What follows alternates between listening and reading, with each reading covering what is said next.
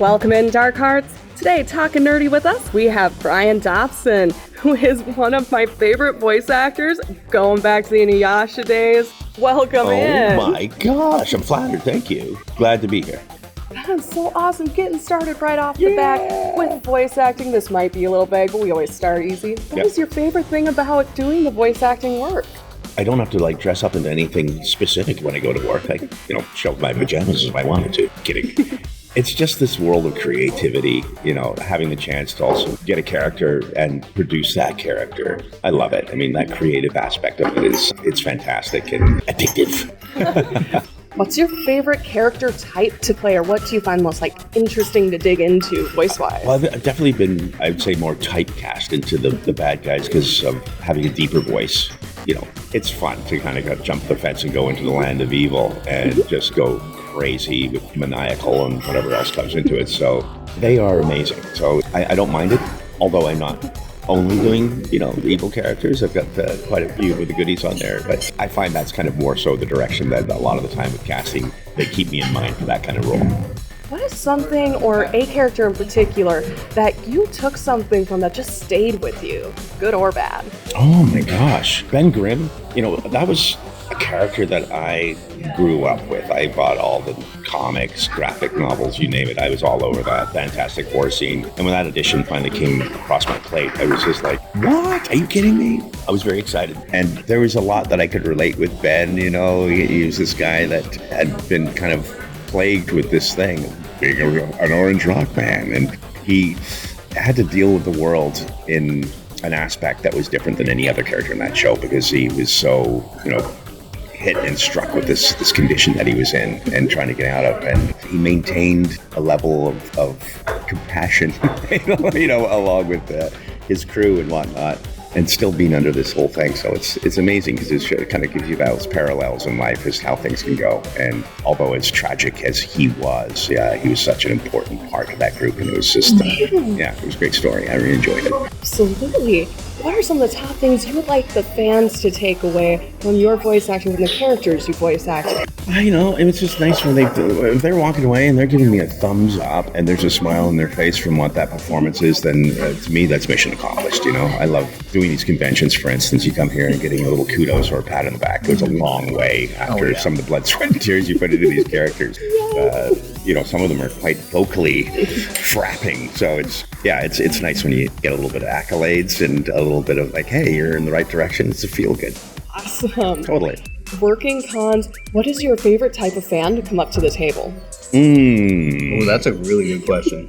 Everybody's always asking. Someone that's educated with that knows kind of what's going on. I've had people that have come up and brought things, and in some cases even schooled me in the depth of my characters that I've played that I didn't even know. So it's amazing with the knowledge base with most of the fans that come to these conventions, and being able to share stories that they're right away on board with. And so that's awesome when you get those people that come up and they're energetic, they want to talk, they're interested, and they want stuff from your table. That's always wonderful. So there you go.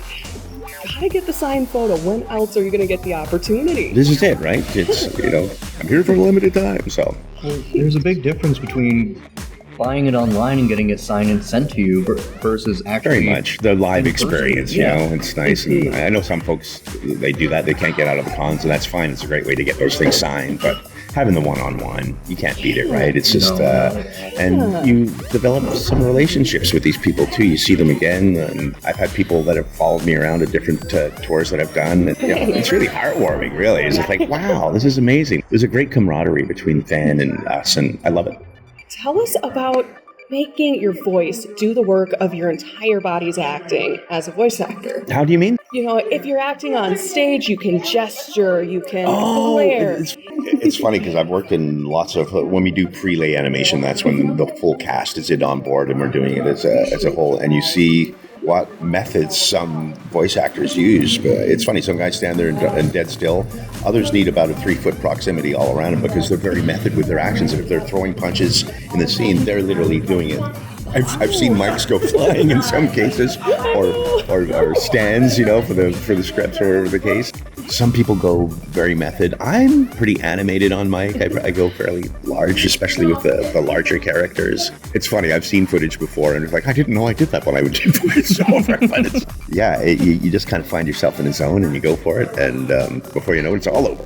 So it's kind of full body acting, it's just not on the camera, and that's how they can hear it in your voice. For sure. Because you're doing the full body acting anyways. Yeah, 100%. That makes so much sense. It makes a lot of sense. Oh, here's a fun question. Oh. Which two of the characters you've voiced or acted would you think had the coolest conversation, and a little bit about why? Oh my gosh. Well, I would say maybe Skeletor, and who would I pair up with him? He's perfect because he's maniacal, and he's like, when he gets into conversing, you never know which way it's going to go. But maybe I'd put him up with MAJINN and let them kind of conspire to see which one of them would be the leader as far as, taking over things. That could be kind of fun. I could imagine it would probably turn into some argumentative stuff over a period of time as to who would be the ruler. But man, that would be a fun one to see. Oh my gosh. Ooh, who would win that fight, though? I don't know. Skeletor would want it more, but BUU, you have no idea what you're doing. Follow me. Well, I mean, considering BUU is a character that even Frieza was told not to touch. Strong point. Could BUU just absorb Skeletor, maybe? This is the thing, right? I mean, they both have, unbelievable powers, but I'm leaning towards BUU in some of the. I mean, we've all seen what he can do. I think we need Death Battle to settle this. I know, right? Let's get this down. Love it.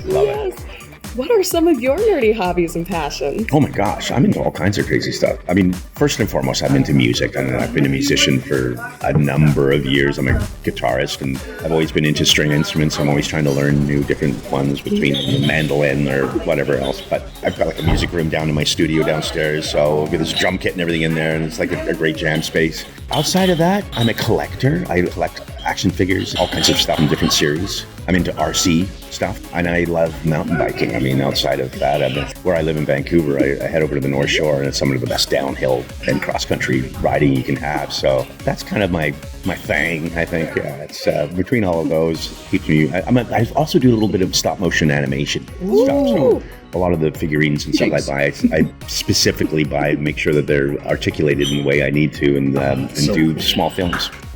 It's great. It's my time in the sandbox. I love watching stop motion. It's such isn't it great? art. That and photography, like stills photography of the action scenes between different things. And I'm kind of playing with different light and stuff now, and different techniques. Man, YouTube is a wonderful little tool for learning this stuff. Do you have those available for the fans to watch? I've never ever thought of releasing my work, but it's funny because I have an agent who's like, you should really show these things, and I'm just like, well, maybe. So it might be something that comes out soon when I'm ready.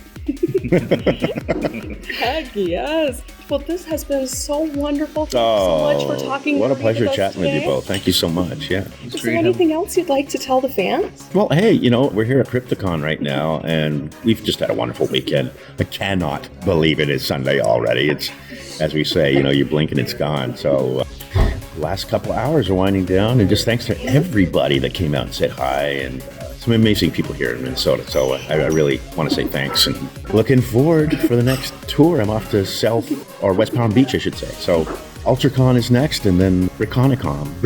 I can almost never say that.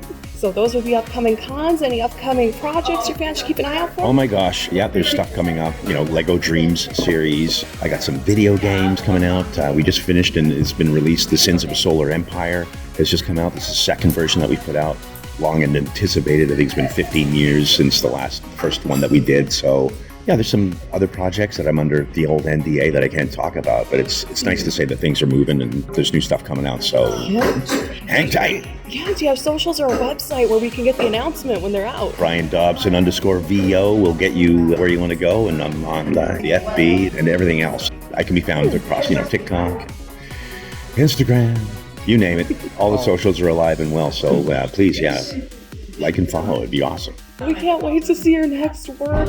Gosh, on a personal note, the Masu arc with Inuyasha. Yes. Beautifully You're on done. fire. That's great. Yeah. Oh my gosh, just the moment as he slowly realizes who and what he is, and you can just hear the shift as he slowly becomes Naraka. It was so well done. I was a kid back then. That was one of the coolest things I had seen up till that point. Can't go wrong with Inuyasha. Yeah, absolutely. Well, thank you so much. I appreciate that. Thank you. Thanks for having me. It's been a lot of fun. Take care, y'all.